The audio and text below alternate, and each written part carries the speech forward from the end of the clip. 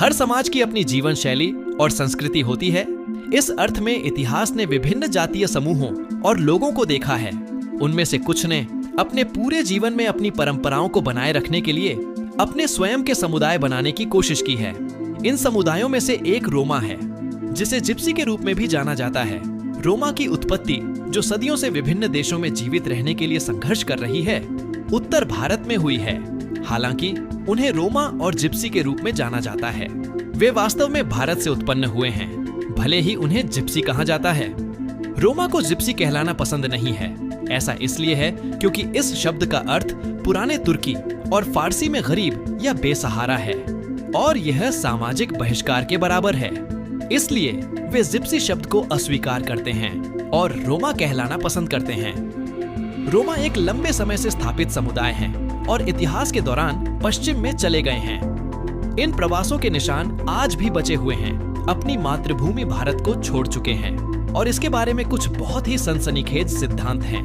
पहली अफवाह यह थी कि 4वीं शताब्दी ईस्वी में पश्चिमी शासकों ने रोमा को गुलाम बना लिया और उन्हें पश्चिम में ले गए। इसका कारण यह था कि उस समय विस्तार और बढ़ते साम्राज्यों के खिलाफ प्रतिरोध बनाने के लिए दास मजदूरों की आवश्यकता थी।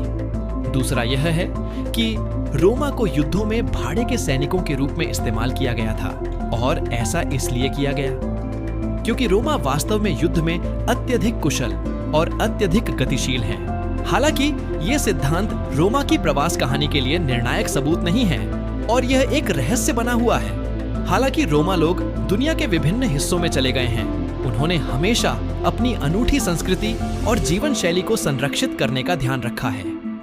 उदाहरण के लिए संगीत और नृत्य इस समुदाय के केंद्र में है और मनोरंजन का एक महत्वपूर्ण रूप है जो पीढ़ी दर पीढ़ी चला आ रहा है। रोमा महिलाएं विशेष रूप से खुद को अभिव्यक्त करने के लिए बड़े जुनून के साथ नृत्य और संगीत का उपयोग करती हैं।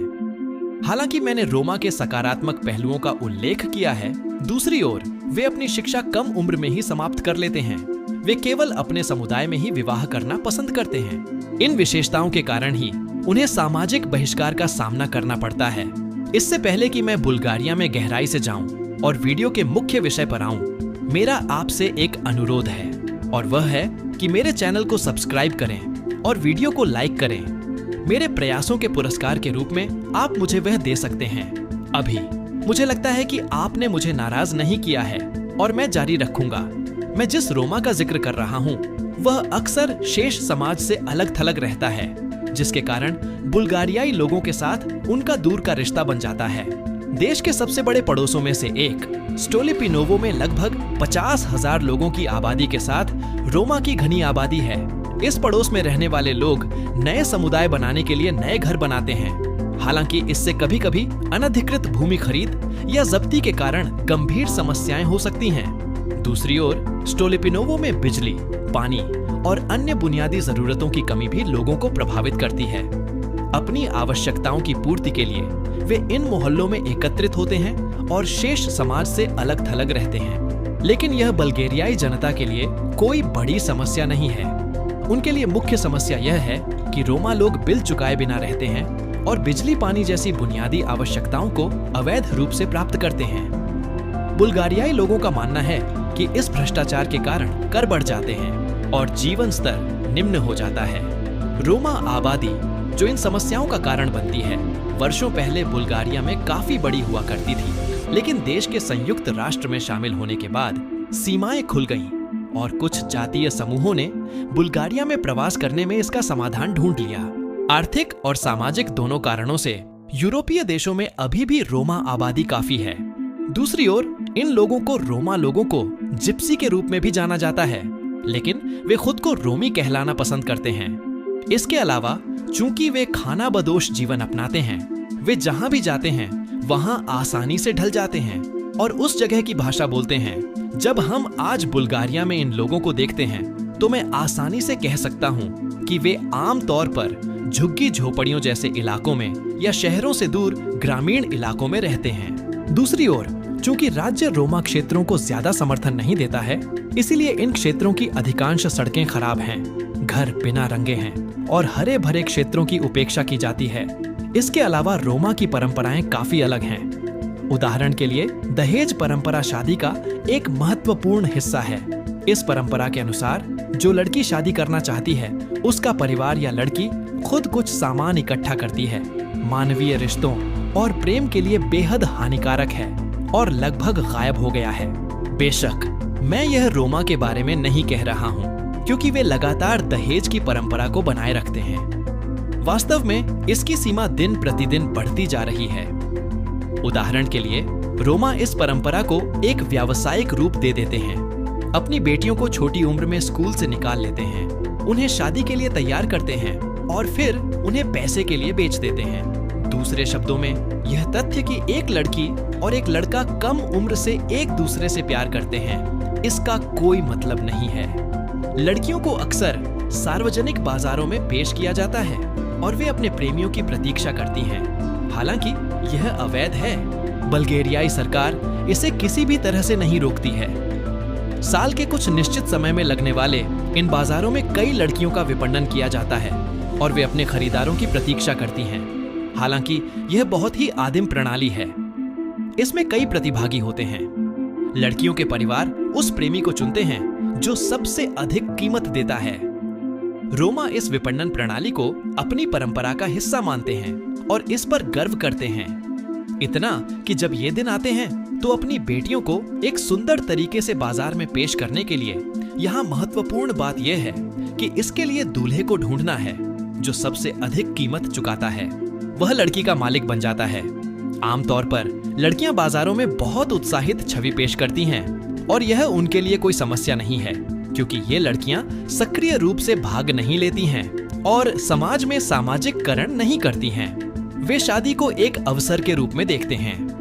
इन लड़कियों की कीमतें उनकी उम्र और सुंदरता के अनुसार बदलती हैं। यह लड़की के पिता पर भी निर्भर करता है। उदाहरण के लिए 18 वर्षीय लड़की की कीमत 25 वर्षीय लड़की की कीमत से अधिक है। यह लड़की के पिता या पारिवारिक संबंधों की आर्थिक स्थिति पर भी निर्भर करता है। दूसरी ओर, अगर कोई आदमी किसी लड़की से शादी करना चाहता है जिसे वह बाजार से पसंद करता है, तो उसे 20-50 हजार लेवा के बीच खर्च करना पड़ सकता है। यह बुल्गारिया जैसी जगह में रोमा परिवारों के लिए एक भाग्य है, जहां अर्थव्यवस्था खराब है। यह यूरोप में सबसे कम आय वाले देशों में से एक है।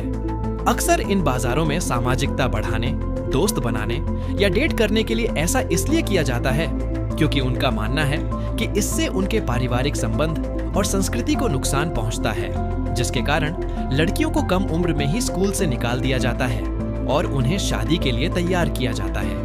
लड़कियों को आमतौर पर 1 से 24 साल की उम्र में बाजारों में पेश किया जाता है।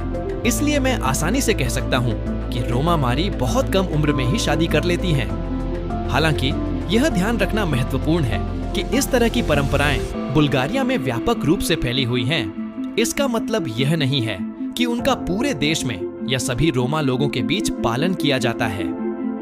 दुल्हन बाजार आमतौर पर कुछ रोमा समूहों की संस्कृति है जिन्हें किचा कहा जाता है। रोमानी पुरुष जो बाजारों में आते हैं वे अमीर दिखते हैं क्योंकि वे बाजार में प्रवेश करते हैं। पुराने मॉडल की कारें, यही बात महिलाओं के लिए भी कही जा सकती है। यह लुक खरीदार और दुल्हन दोनों के लिए मूल्यवान होने का प्रतिनिधित्व करता है। यह उनके द्वारा पहने जाने वाले कीमती सामानों से आसानी से समझा जा सकता है। बाजारों में विभिन्न क्षेत्रीय नृत्य किए जाते हैं और लोग एक दूसरे के साथ मेलजोल बढ़ाने की कोशिश करते हैं। कल्पना कीजिए कि लगभग 2000 लोग पहली बार एक दूसरे को देखते हैं और शादी की प्रक्रिया के लिए बातचीत शुरू होती है। मैं यह आप पर छोड़ता हूं कि यह कितना नैतिक है।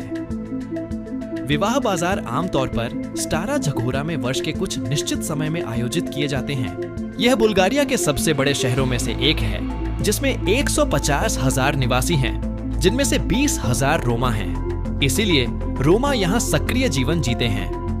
दूसरी ओर, बुल्गारिया में यूरोप में शादी के कपड़ों का एकमात्र बाजार है। यह अन्य देशों के लोगों को आकर्षित करता है। वास्तव में पूरे यूरोप से लोग दुल्हन के बाजारों में आते हैं और शहर की अर्थव्यवस्था में योगदान करते हैं। दुल्हन के बाजारों में सबसे महत्वपूर्ण बात यह है, उत्सव। इस उत्सव को शादी भी कहा जा सकता है और यह रोमा के लिए एक बहुत ही महत्वपूर्ण परंपरा है। आमतौर पर रोमा लोग वे लोग होते हैं जो काम करना पसंद नहीं करते हैं। जो बचत नहीं कर सकते हैं, लेकिन जो अपनी संस्कृति को संरक्षित रखने और खुशी से रहने का ध्यान रखते हैं। यदि आप रोमा पड़ोस और दुल्हन के बाजारों में जाकर एक अनूठा अनुभव प्राप्त करना चाहते हैं, तो मैं आपको बुल्गारिया जाने की परसिविरेंस से सलाह देता हूँ।